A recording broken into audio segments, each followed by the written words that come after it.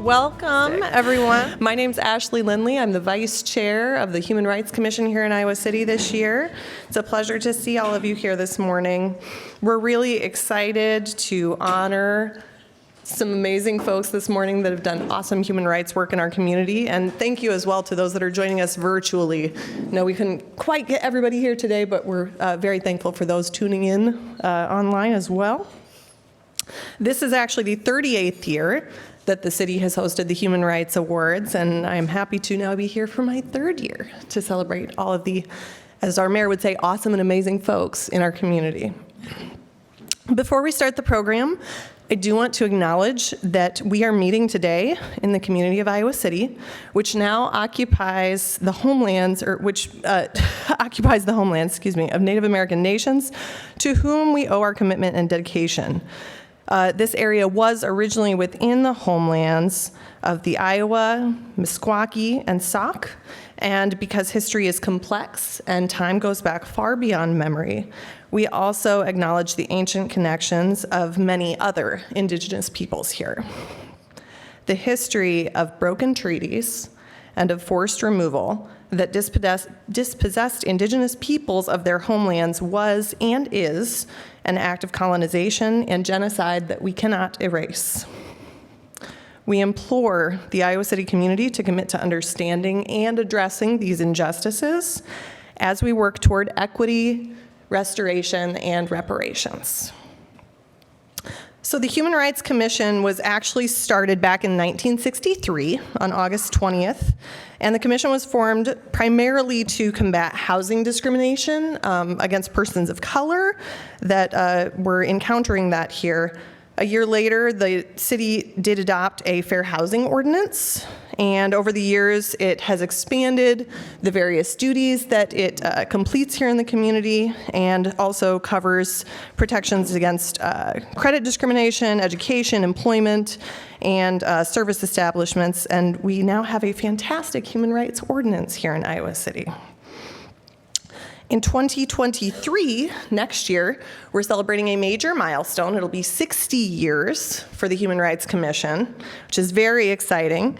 We're excited to see what happens. We just completed strategic planning this summer, and we've got a wonderful plan moving forward that we hope we're going to see a lot of amazing things come out of. I am going to also honor today my amazing colleagues that I have had the pleasure of working with over the last few years. So when I do call your name, please come forward so you can be recognized. Chair Jason Glass, Doug Kolash, Roger Lusala, Kelsey Paul Shantz, Bijou Maliabo, Mark Priest, and we also have a member who could not be here today, Sylvia Johns. And if everyone will please give them a round of applause for their service. It's such a pleasure to serve with you all. Okay, I think we've done the obligatory pictures. You can go sit now. Except for Jason. You don't get to sit.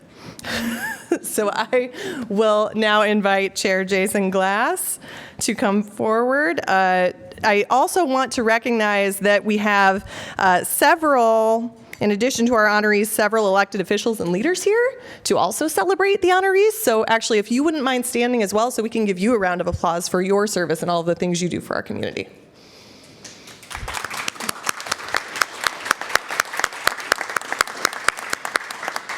And now, Chair Glass, if you would please come forward to present the awards. Thanks.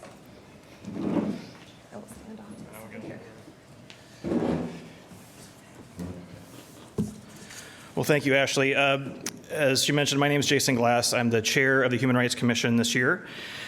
Perhaps the greatest perk of being selected by the commission to serve in this role is getting the opportunity to honor those who do great work in our community. So both during the Youth Awards that we had last spring, which was a really cool experience. Those of you that may have been there, that was a lot of fun. And now the grown-ups get their turn. So for today's Human Rights Awards. Some of you may know that I'm a member of the Iowa National Guard, and over the last several years, we've increased our training around resiliency, which is the ability to bounce back from adversity and thrive even in challenging circumstances. One of the simplest and most powerful tools in that training is called hunting the good stuff. Which, before our training, we take a few moments to think of and say aloud some of the things that we've done or experienced recently that were positive and made us feel good. Could be a major life event like a promotion at work or attending a wedding, or something much more routine like having a meal with a friend or getting a call from a family member, or just getting a good night's sleep or having a relaxing cup of coffee in the morning. It's a profound reminder that there is far more to celebrate than we sometimes realize, and that there are things that these are the things that we live for. There are always challenges in our world that can be the focus of our attention, and that's why we must work that much harder to remember and celebrate the good stuff. Today, we don't have to hunt very far to find some good stuff. Each of our honorees today are making a positive impact in our community through their actions. So after I read each award description and the honoree, I'll ask them to come forward and to receive their award and to say a few words. And although I have the pleasure of reading these descriptions, I would like to thank the nominators who provided the bulk of the text in the nominations for all the great things that they're doing. Our first recipient is receiving the Bill Reagan Community Award. The Bill Reagan Community Award was established to recognize outstanding contributions by a business or organization to human rights in recognition of Bill's exemplary tenure as the executive director of the ARC of Southeast Iowa. The Iowa City Bike Library started in 2004 as a volunteer-run community bike project with a mission of getting more people on bikes. In recent years, under the direction of Audrey Wiedemeyer, the Bike Library has worked to eliminate financial and cultural barriers to ensure bicycling is accessible to all. The Bike Library is committed to building a culturally diverse volunteer base and strongly encourages persons of color, non-binary citizens, and all of us to take advantage of the complementary public programs they offer. The library's philosophy is to encourage the mutual exchange of knowledge among patrons and volunteers by practicing a hands-off assisting approach, meaning the bike librarian effectively assists and instructs with doing the repair task themselves. Each interaction is seen as an opportunity to empower patrons and volunteers. Women's Night at the Bike Library offers bicycle repair instruction for women-identified and gender nonconforming individuals, led by mechanics who also fit that description. Women Empowerment Ride is a girls' cycling program that empowers 9 to 14-year-old girls to build self-confidence in a fun and safe manner while fostering an appreciation for the benefits cycling has to offer. Following the murder of George Floyd, the library offered the role of race and mobility justice, housing equity, and economic opportunity with the Raise It Up ride. The series offered an opportunity for bicyclists to learn more about and take on inequities in the Iowa City community by utilizing the self-guided ride resources, a digital story map, audio companion podcast, and along the route interactive exercises and a next step guide to educate themselves on the elements of systemic racism and injustice and how they came to be and how they exist today. Please join me in giving Audrey Wiedemeyer and the Iowa City Bike Library a warm round of applause for their work in the community.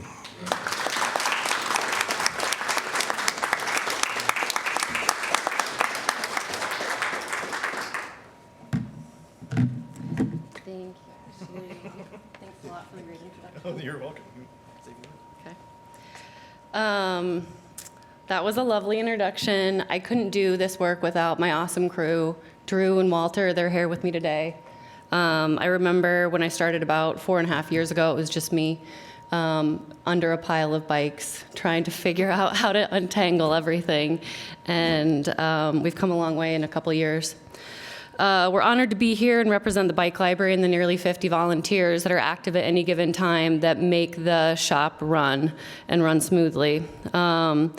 We're extremely grateful to the Human Rights Commission and the folks at the Climate Action Commission. Stephanie, you've provided the city and us with a lot of resources. A lot of them are low or no cost, mostly no cost, that help us to educate ourselves and the people that we serve and our volunteers. This tool that you provide and the city helps provide is a tool that we keep in our toolkit all the time. So we're constantly recommitting every day, each time we meet, to doing better when it comes to human rights and equity. As much as we can, we try to provide the same kind of low-cost or no-cost resources in the shop, and when we can, especially with kids and especially with teens and especially people who are marginalized, we try to provide free bikes along with that kind of education too. We do try to take an individualized approach and make folks feel comfortable and try to do something special for each customer when they come in, even if that's just teaching them a proper way of shifting or using their brakes or helping them make adjustments on their seat or their grips on their handlebars so that they're the most comfortable for their body type. If we can do little things like that, people walk away feeling more empowered to get the most out of their vehicle. Feeling included in the bike community in general and feeling not only good on your bike, but in the act of riding, there are hurdles to that. There are lots of hurdles when it comes to the cost of riding, know-how, car traffic, and whatnot, but feeling included also is a hurdle. One of our volunteers said that the bike library feels like church, but the kind of church that doesn't make you feel bad about yourself. And I grew up in church, and I tried to get as far away from church as I could once I left. But she didn't have that same kind of need to get away from church. She really liked the community aspect of church. And the events and the programs and the people coming together she said that it reminded her of the community of when she went to church as a kid.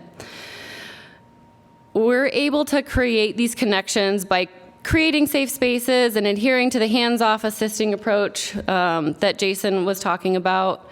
There's a lot of joy that comes out of fixing one's own bike. And folks especially feel empowered when they realize they can use tools. Most folks, when they come into our shop, are not familiar with tools, and bike-specific tools especially. And when they leave, or maybe they come back one other time, they're able to pass that knowledge and those skills along to their kids, to their friends, and to other people who are coming in to use the shop space. So thank you for this award. Thank you for recognizing all the hard work we do to make this place a bike-friendly community.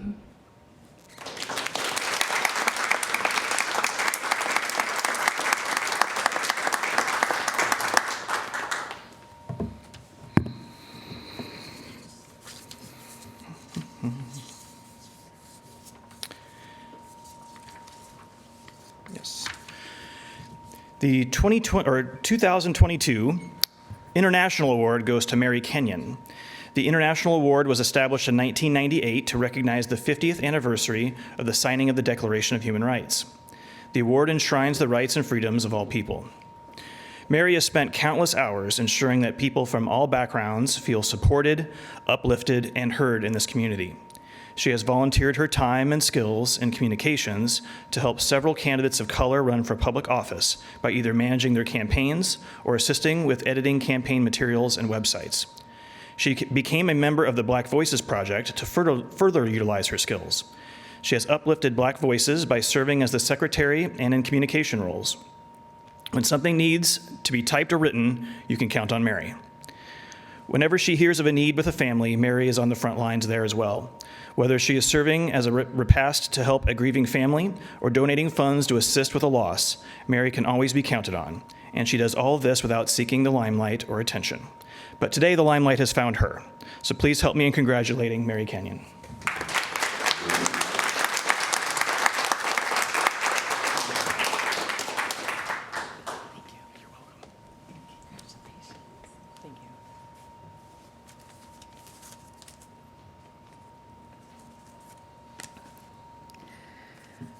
Thank you to the Iowa City Human Rights Commission and those who nominated me for this award.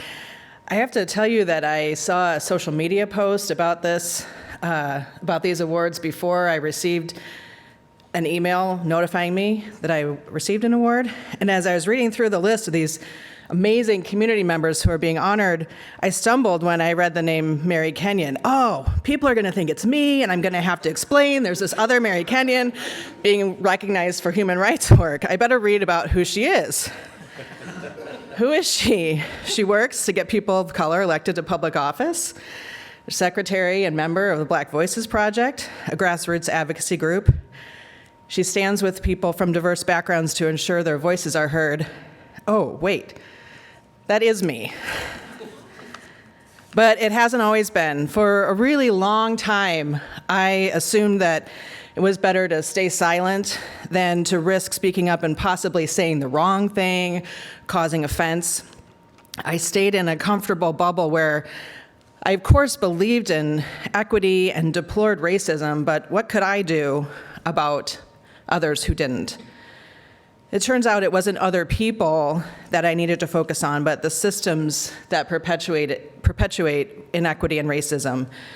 Some very generous and patient friends walked with me along this path to understanding that my voice could make a difference in our community, that my voice and presence as a white woman would lend credence to the voices in our society that are often ignored. It's not right that some people and institutions will listen to me while brushing off my non-white friends and community members. But we don't live in a utopia, and as long as white privilege is a reality, I'll keep using it as a megaphone for the Black voices around me. Thank you.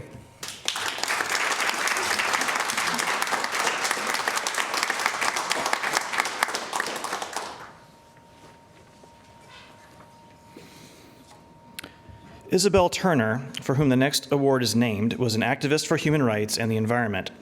As a member of the advisory committee of the Johnson County Regional Planning Commission, she helped develop the countywide transportation plan. She also served on the Human Rights Commission for several years. Until her death in 1985, Isabel Turner worked for the rights of individuals to get fair treatment. Her volunteer service to the community, which covered many areas for many years, is her continuing legacy. The 2022 Isabel Turner Award goes to Mary Issah, who has served as executive director of the National Alliance on Mental Illness in Johnson County over 15 years. Over that time, she has grown the affiliate to be one of the most active ones in the whole country. They provide extensive educational programming for people living with brain illness and their families through support groups, peer services, a peer drop-in center, and so much more. Mary has established effective working relationships with many community organizations and local leadership and has been improving the treatment of people with mental illness here and across the state. Mary is an advocate for educating people to destigmatize mental health issues. She helps organize NAMI classes, informing people about the help available for individuals and families coping with their mental illness, and understands that devastating impact a mental illness can have on them. Mary helped facilitate mental health first aid classes for the Iowa City Police Department to train officers on engaging with people with mental illness.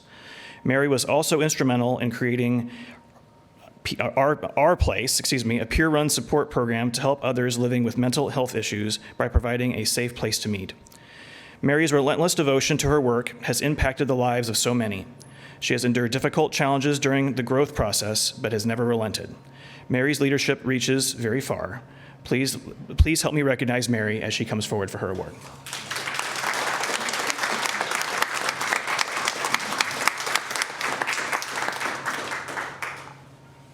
Congratulations. Thank you. Thank you so much. Thank you so much for this award. It's quite an honor to be nominated and recognized for my years of work with NAMI. And I'd like to thank my nominees for being role models for me for advocacy in our community. It's not easy to talk about mental illness and the impact it has in our community. And but here we are, day after day, working hard, raising awareness, educating the community, and letting people know who don't have a voice that we're here for them, to help the family members get through mental health crisis.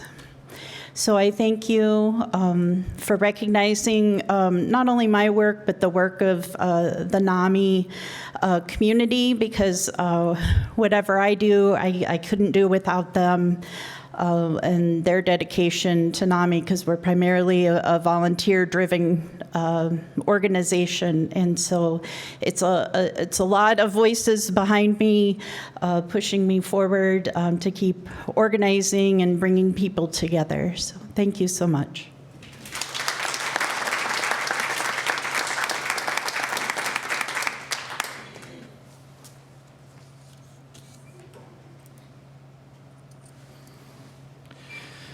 The Kenneth Camille Award is named after the former director of the University of Iowa's Center for Human Rights.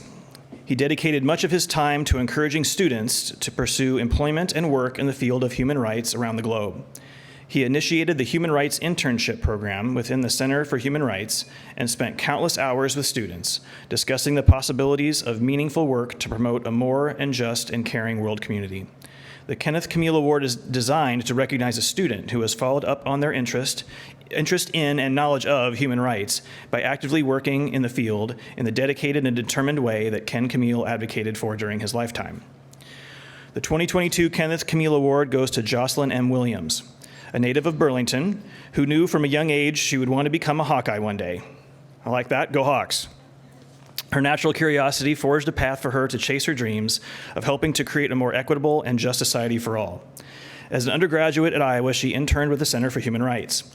She credits this experience with her ability to successfully pivot from an original postgraduate educational goal of law school to a master's in public affairs with a concentration in public policy. Over the summer, Jocelyn interned at the Housing Fellowship, an area nonprofit that provides quality homes that are affordable to people with limited incomes. Jocelyn was the ideal partner and advocate for the organization, demonstrating a strong commitment to housing as a human right and an evident curiosity as to how best to achieve greater equity in housing and the community. After graduating with her master's this spring, she plans on staying in the Iowa City area and hopes to continue working to advocate human rights in the community. Jocelyn is committed to finding a personal and professional path that affirms and adheres to her values as a champion of human rights and all that means as a professional locally. Thank you, Jocelyn, for your service to our community.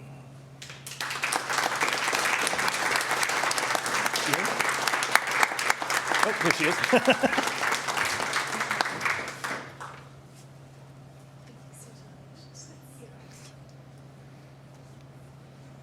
Good morning, everybody. Thank you so much to the commission, the commissioner, all of those on the commission, as well as my family for supporting me, Simon Andrew for being an amazing leader. I've learned so much. I guess I want to start by listening and acknowledging all of the things that have been said before. I'm pretty young, so I'm still getting my feet under me and what human rights means, especially in this community. But like was mentioned, I did have the opportunity to intern with the UI Center for Human Rights, and I met a lot of amazing community leaders and advocates for human rights through that experience.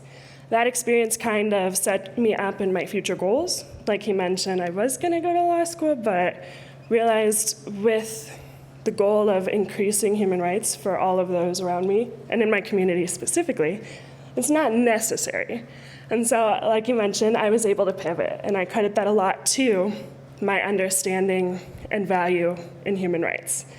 So, talking about what we talked about this morning, you don't get here alone. There are a lot of people that support you, and being grateful and thankful for those things, I think, is what is going to propel me into being a future leader in human rights in the community. And I'm so grateful to have had this opportunity to meet with all of you, to listen to your stories, to see how you've gotten to this place, so that hopefully in the future when I'm older, I can continue being in the sphere around these people, around these ideas. And I'm so grateful and thankful for all of this, everybody coming together, the whole event. Thank you.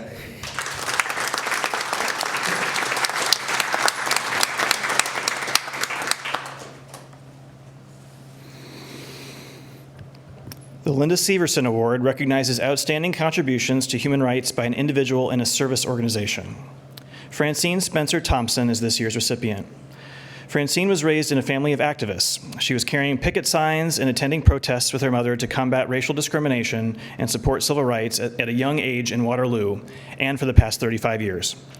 Francine has been serving our community through her work at the Emma Goldman Clinic, most recently as the executive director.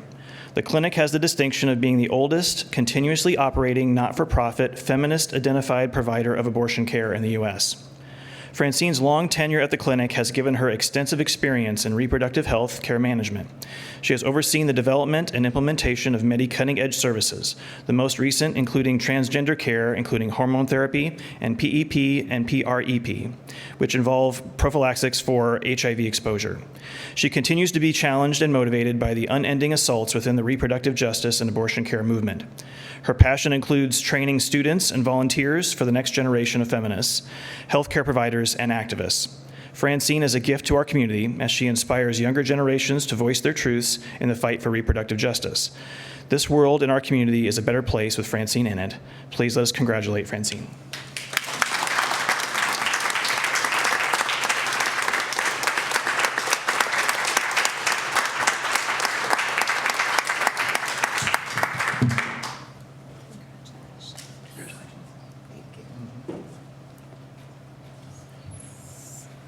Good morning.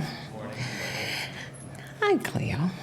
I'm really honored to receive this award and to be counted among these really spectacular other incredible nominees.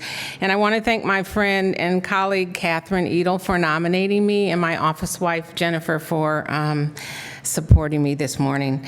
So for 35 years, I've had the privilege of being a part of the Emma Goldman Clinic, an organization that has never wavered in its commitment to this community and to the provision of safe and accessible reproductive health care to the people in the Midwest, and especially to those who are marginalized and underserved. And it's not been easy. Most years have been spent fighting some form of adversity, whether it's the antis, legislation, vandalism, bureaucratic challenges, or just being a cash-strapped not-for-profit. But I'm so proud that the clinic will celebrate its 50th year in 2023, and I'm really proud of staying in the fight.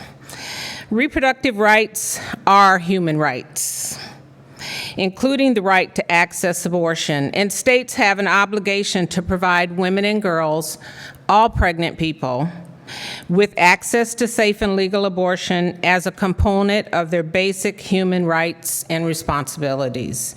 We know that abortion bans and restrictions are harmful and they're inhumane. They will be most felt by those who are poor, who are rural, who are black, who are brown, and who are unable to travel outside of their jurisdiction to receive care. This Friday in Des Moines, once again, there will be a hearing convened by our governor to make decisions that should be left up to families and to individuals. I never expected that after 35 years of service, my 3 granddaughters would have less rights than I did when I started. I just won't settle for my work and for the work of my reproductive justice colleagues being in vain. We all want to leave this world a better place for those who come after us, and we have a pretty heavy fight ahead of us. As a 6th-generation Iowan, now there's 8 generations of my family in Iowa. This is not the Iowa that I remember. This is something a little bit different. Comprehensive reproductive health care, including abortion, are necessary to guarantee the right to life, health, privacy, and non-discrimination for all people. Access to safe abortion and contraception is critical so that my granddaughters and yours have options and don't have to face the potential for delayed dreams and deferred destinies. And while these extremists are trying to undermine all of our basic fundamental rights, because we know abortion is just the gateway and the beginning, we also know that the movement to support and liberate abortion is incredibly strong. I'd be remiss if I didn't thank the incredibly committed staff at the Emma Goldman Clinic, past and present. They are incredible. So I want to thank you for this award, and I want to thank you for voting between now and the 8th to make change and to keep Iowa a great place to live.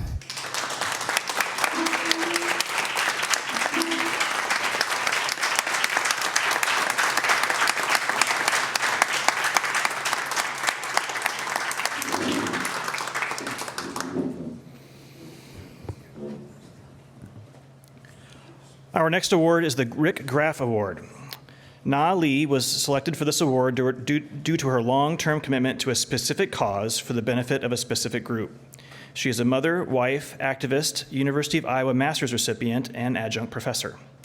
Na Lee became aware of what impacted this community during the unrest and racial climate in 2020 and became devoted her time to making the community a better place for Asians and other disparate communities by improving the cultural competence of Iowa City and the surrounding areas. Na Lee believes small steps towards change are best. She eased into this activist role by introducing pieces of Asian culture to the community through the arts. These highlights represent the small steps she took and continues to take towards improving human rights in the community. As president of the Iowa City Chinese Association, Na Lee organized 11 events in the past year. She began with a petition, mobilized support, and worked with decision makers within the Iowa City Community School District to recognize and make the Chinese Lunar New Year a school holiday. The Asian community is the second largest racial group in this community, and the Lunar New Year is the most important holiday in Asian culture. The district agreed and recognized the importance of this celebration with a day off from school. In addition to the petition, Na Lee addressed a crowd of hundreds gathered in downtown Iowa City at a rally to speak out against Asian hate. She stood in solidarity with other groups and raised her voice against bigotry and violence. Let us all welcome Na Lee as she receives her award.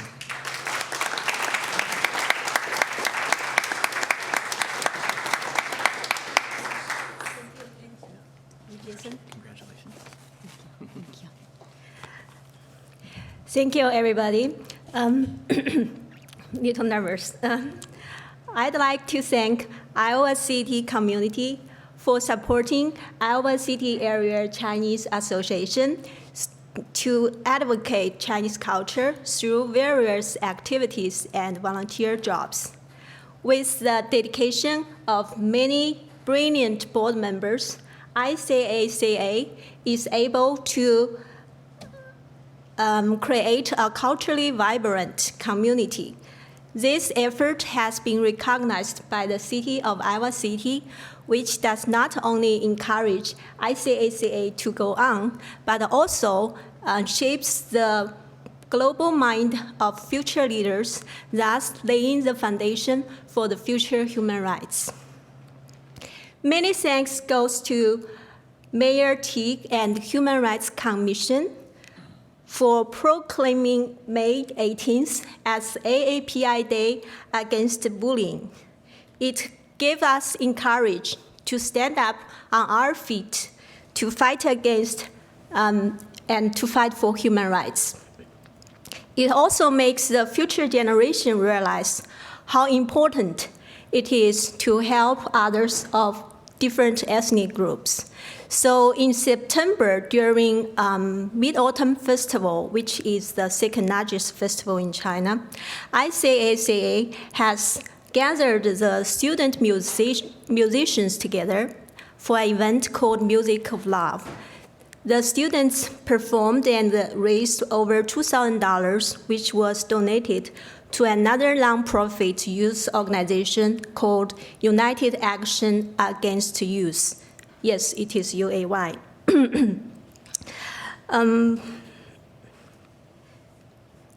In the coming 2023 AAPI month, we are going to have another event called Art of Love, where the student artists will donate their paintings for the auction to raise money to buy the books for the children's hospital. Both Music of Love and Art of Love come from the idea of Food of Love, which was conducted by ICACA during food pandemic. We donated free lunch to hospitals, churches, and food pantries. So you see, we have Food of Love, Music of Love, Art of Love. How much we love you guys. Okay, so I'd also like to thank Iowa City School Community District for agreeing to take one day off to celebrate the Lunar New Year, the largest festival in East Asia, celebrated by over 1.5 billion, not million, it's billion, 1.5 billion people around the world, and to K-12 students from various backgrounds. And in this coming 2023 3 January, we are going to have Lunar New Year Gala in English Theater. Everybody sitting here is welcome to participate. And everybody in front of the screen, no matter TV screen or computer screen, is also invited. And this event cannot be possible without the support of Human Rights Commission. They gave us the grant to make it happen. And if you are interested, Stephanie has details. And last but not the least, I'd like to thank Cleo for nominating me. She sees me in the same front line of being mothers, trying to protect our kids, making sure they are well fed, they have fair housing, they are respected, they are happy, healthy, and more. And I'd also like to thank my daughter, Elaine Chen, for coming here to support me, Cleo and Elaine. Thank you, everybody. Have a good day.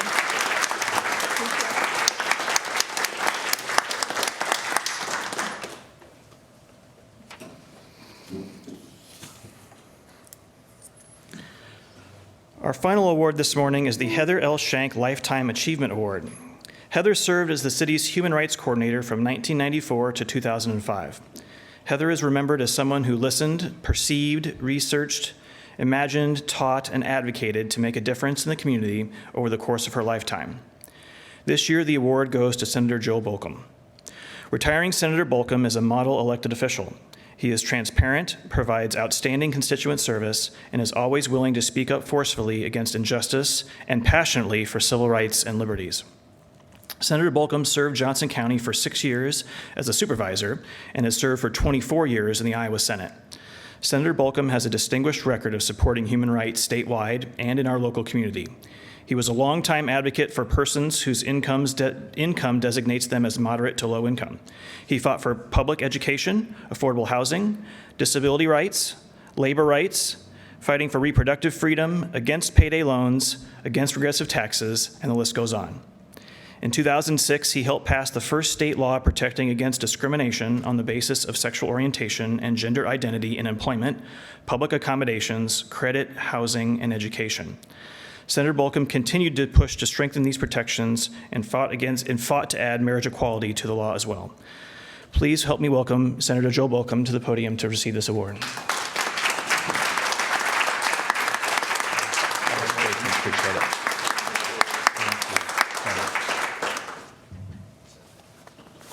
Well, good morning, everybody. It's great to be here. What a beautiful morning looking out on Iowa City.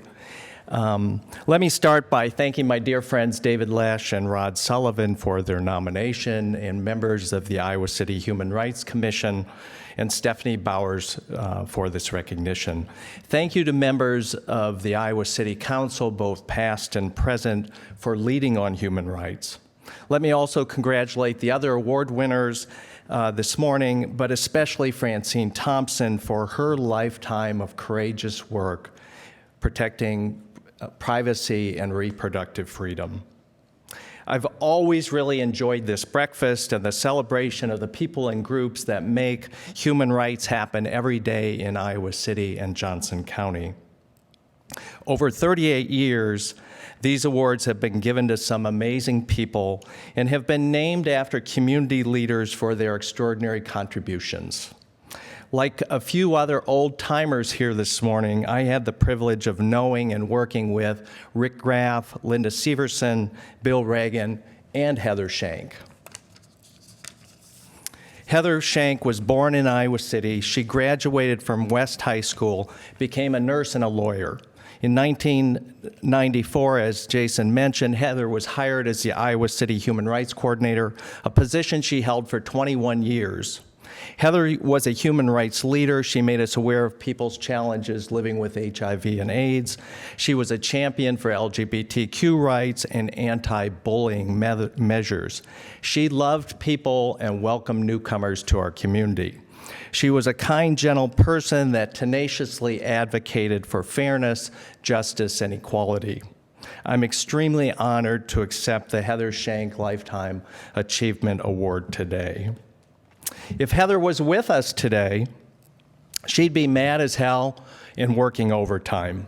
Because the last 6 years have unleashed a poisonous bombardment of fear-mongering, racism, anti-Semitic, anti-democracy, anti-reproductive freedom, anti-immigrant, anti-gay, anti-trans, anti-teacher, anti-election worker, anti-free press, anti-science, pro-autocrat, pro-fascist, pro-violence, pro-Christian white nationalism, and just pro-nastiness. Human rights and our very democracy are under a wholesale assault in America in ways most of us could not have imagined. And sadly, this threat is homegrown. Our work today and for the foreseeable future will be to organize, speak up, and fight back. It's an ultramarathon. We must confront fair election deniers, racism deniers, climate deniers, reality deniers, and conspiracy theories. Governor Reynolds, in a recent re-election campaign ad, asked, "Has the rest of the country lost its mind?" Seems like the right question being asked by the wrong person. I don't think she's talking about her fellow Republicans, not the mega insurrectionists. I think she's talking about all of us. We haven't lost our minds, have we? I haven't. We are totally woke, clear-eyed, and ready to continue to speak up and fight the BS and lies. We have an opportunity right now to make a difference. Early voting is underway. Let's all find 3 people in our lives, 3 young people, to join us in protecting our democracy. Young people can change the world if they decide to show up. Let me conclude by again thanking David and Rod and saying you can stop now for their nomination and the Iowa City Human Rights Commission for all your work. And let me also thank Iowa City and Johnson County voters for their 30 years of support and trust. I've been incredibly blessed to represent all of you. I am forever grateful for your support and for the honor and privilege to serve. And while we have some profound challenges ahead, I know that we're up for the fight to bring the promise of civil and human rights to every Iowan and every American. Thank you.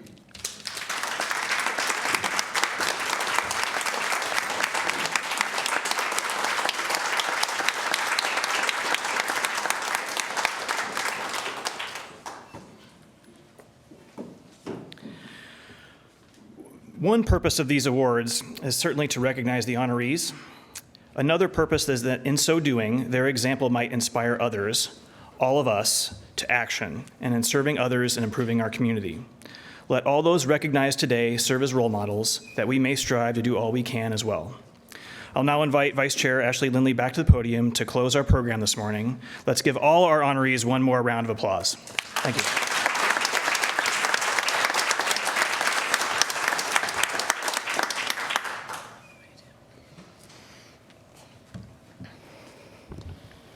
Thank you so much again to everyone that came today, everyone that's in attendance online, all of our honorees. The work you do is so, so incredibly important, and we value all of your contributions in making our community, our state, our nation, our world a better place. What you do is really, really important. We would also like to acknowledge all of the nominators. We wouldn't be here without you, all of these folks. Sarah Waltz, Catherine Edel, Leslie Carpenter, Cleo McConnell, Ruthina Malone, David Lesch, Rod Sullivan, Rita Ufa, and Simon Andrew. We've got an amazing production team that made this possible as well. Thanks to our media folks. Thank you to Stephanie Bowers, who, as always, makes this event incredible every year. You work so hard. Thank you for everything you do, Stephanie.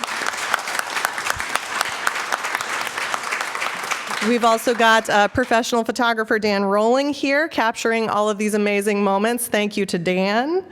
And please remember that this program has been recorded, so it will be available for viewing later online, just in case you want to pass it around your networks. Make sure everybody knows about all of the amazing work that is being done in the Iowa City community. As a reminder, I would ask that all honorees and commission members come forward at the end to be able to take individual and group pictures. We want to commemorate this and have lasting memories and photos of this moment. And once again, just thank you to everyone for being here this morning. Have a wonderful rest of the day, and as already been stated several times, please remember to vote. Thank you.